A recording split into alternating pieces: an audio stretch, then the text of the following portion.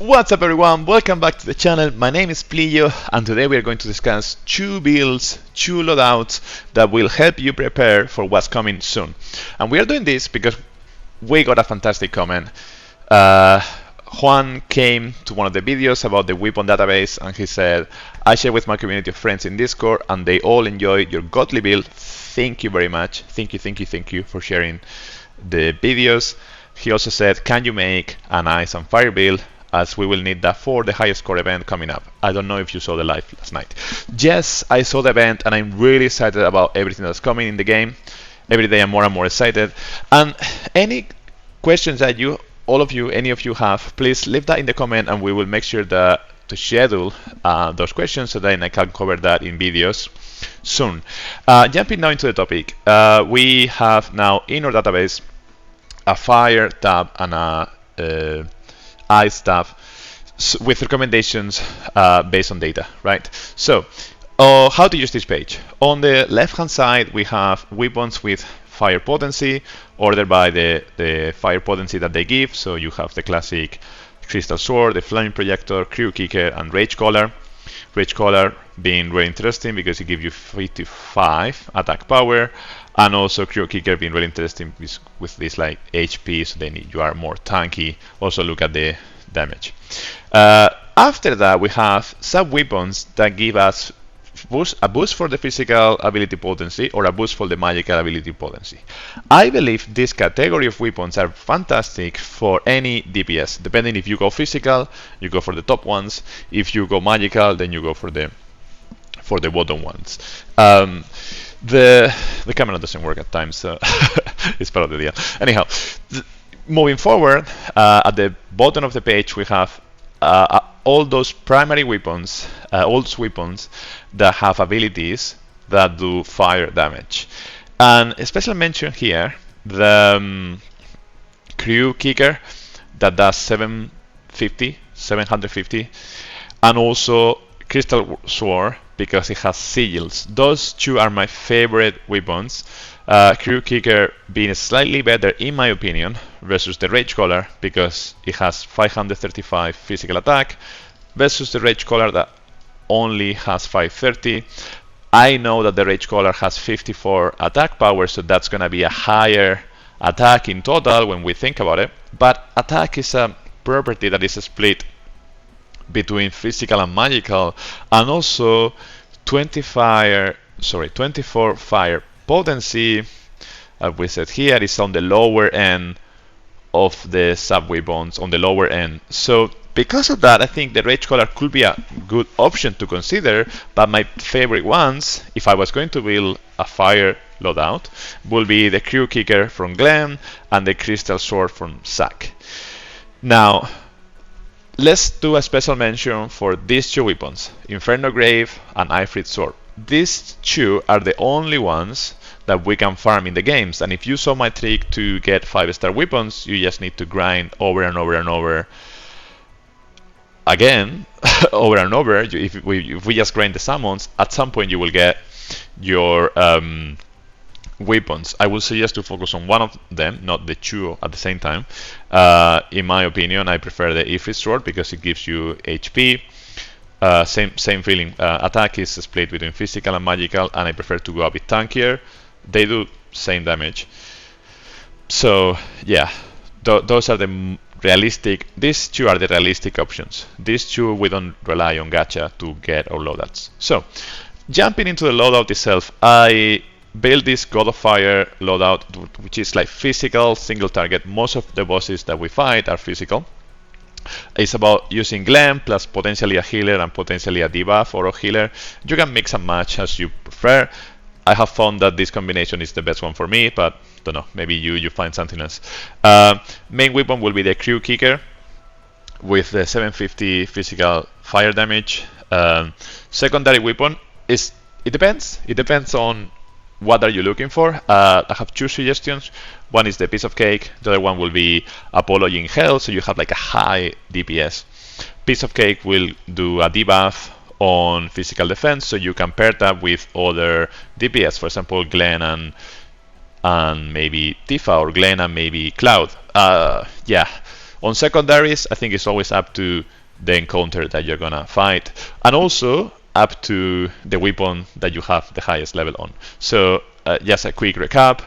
If we go into party and check this really quickly, I'm gonna go into my anti-Ifrit, for example.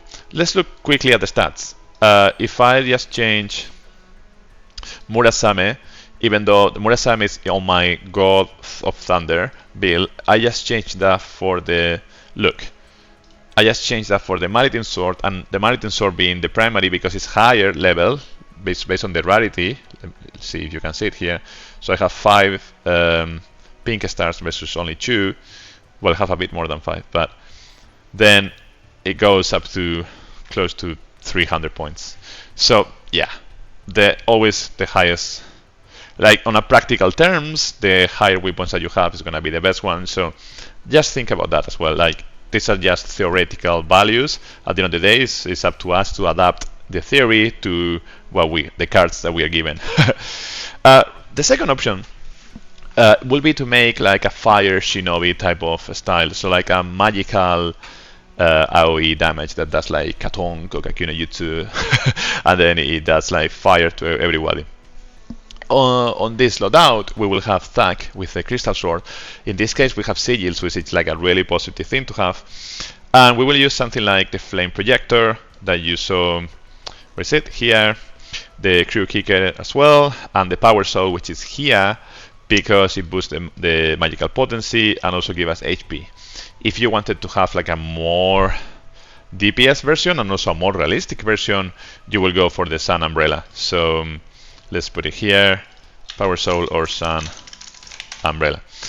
Because yeah, we got the Sun Umbrella in the event, and that's always going to be higher based on what we just said. The higher the weapon, the more stats and the more DPS and so on and so forth. In these builds, in both of them, we get like on the first one we get 110 fire damage, on the second one 120 fire damage, on the first one we get at least 100% physical damage, and on the second one we get magical DPS. So at the end of the day, it's all situational. It depends on what you're fighting, and that will be one of the choices if you had, assuming that you have all the weapons in the world.